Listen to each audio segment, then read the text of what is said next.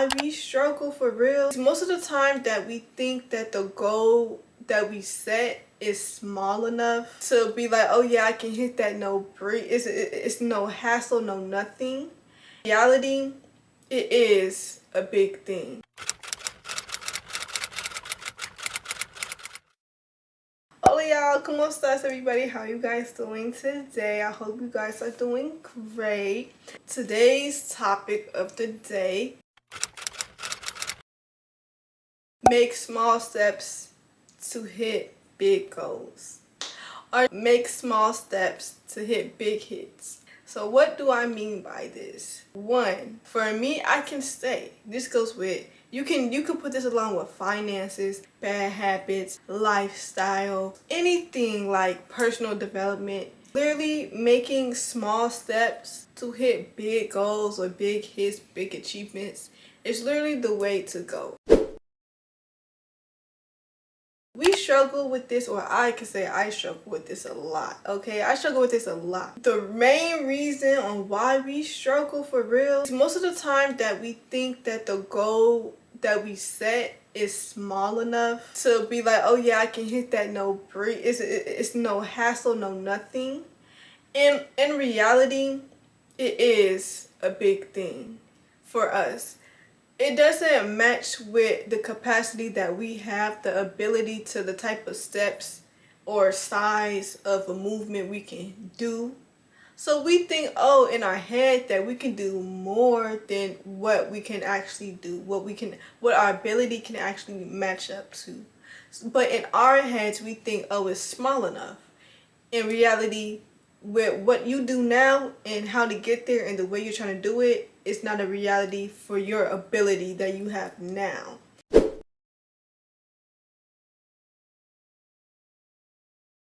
The solution is to adjust the size of that step that you think was small, but it wasn't small compared to your capacity that you have present. For example, let's say for finances, you want to stack up or to save. You can save, but in the way you want to save, you want the speed to, or the consistency to be more intense. Because you'll say you save $100, $200, $300, $500 bi-weekly, and then the next month you don't put any money to the side for real to save. So you do it, but you don't do it consistently.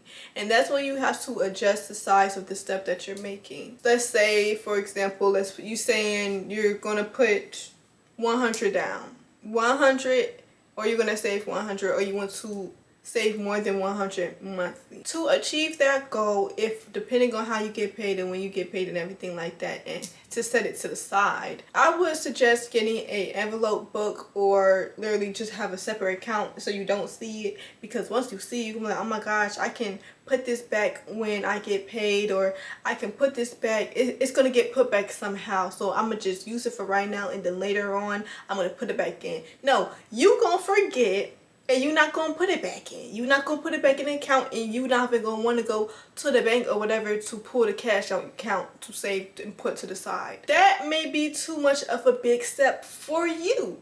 So that means weekly, you will have to put $50 each week. So let's say, for example, I'm trying to save 100 or put aside 100 every week. Okay. Or not even, I can say I want to save 100 or more every month. So let's say, okay, 50. I have $50 I'm going to put aside for this week. And next week, every week, I just put out $50. I'm hitting the goal, which is saving $100 a month. And I'm maxing it out, and I'm exceeding it. I'm going past my goal. So by the time the end of the month goes, I have $200 a month. So you save $200 a month, so you exceed it. But it increased. It went past your goal. So your ability is more higher. And one, you were more consistent with it. Majority of the times we don't stick with, or we aren't able to hit our big hits that we're trying to make, is because one, we're not consistent enough, and we don't adjust the steps that we need to take and customize into what we're actually able to do until we can get to the next level. For the next level for fitness, you can say, I want to work out every day. But in reality, the ability that you have right now, you can't work out every day because you're going to fail in inconsistency, and you're going to fail in work ethic and the intensity on every single workout that you do on each day. So for you to not make it feel like it's such big of a deal and make you feel like, oh my gosh, I don't want to do it and it feels like a chore, do it 3 times a week and spread it out. Because it may feel like too intense, it may feel like a big change to your body and you when day after day after day. So to slowly incorporate it, I work out on Monday, I work out on Wednesday, and I work out on Friday. You spread it out where it feels like it's nothing. Like, I don't have to worry about working out the next day. Then the next day I will, but it's farther enough where I don't feel like, oh my gosh, I have so much on my plate. You're customizing and adjusting the size of this step that you thought was small into an actual small step you can actually step on and build a foundation and a brick, and build on top of that. Instead of trying to say, okay, I'm just going to go cold turkey and I'm just going to work out Monday, Tuesday, Wednesday, Thursday, all to Friday, even weekends. No, you're doing it too intensely. You haven't even built up on level 1, level 2, level 3. Most people have to grow into that high intensity that you want to hit. They have to grow to slow, like, light, medium, heavy. Like when you know how you're trying to increase weight, you go to the small weight, medium weight, large weight. That's what it is with the progress and steps that you have to make. You have to make a small step to insipidity tiny, where it feels like you're not even losing anything within your day. So for me, I'll be like, okay, I want to work out. If I don't work out, I'm going to stretch. And it helps me with consistency. It makes sure that I'm doing something that dedicates to my fitness and to my health in some type of way. If I'm not working out, I'm stretching. Whatever the case is, I'm doing something towards my health consistently. And it doesn't feel like it's a stretch, and it doesn't feel like it's a chore. Because when you feel like it's, oh my gosh, you have to be told every single day or reminded, that feels like a chore. Like, oh my gosh, it makes you not want to do it every time. So when you spread it out a little bit, it won't be in your head consistently like a reminder where I feel like, oh my gosh, this is a chore. Oh my gosh, I don't want to do this. Since, let's say, for example, I'm over here like, okay, I want to stack up 100 every week so it can be 400 by the end of the month. And how I do that is I'm going to get 50, 50. Don't put it together. Don't put it like, put 50 on another day and 50 on the other day. If you get intimidated by seeing that 100, just put 150, take it out, and then on another day put another 50, take it out, and put it to the side in your envelope box or envelope or whatever the case is. Put it to the side where you don't see it, because I promise you, I thought I was the girl that I'm like, okay, even if I see it, I ain't gonna budge. I was that girl for a moment. And then I transitioned to, if I see it, I'm going to just put it to the side. I'm gonna put it back in at this time, that time. No, I forgot about it.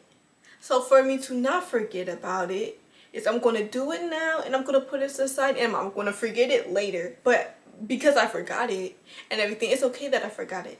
Because it's already done. Like, I don't got to worry about it no more. I don't have to stress. I don't got to do anything.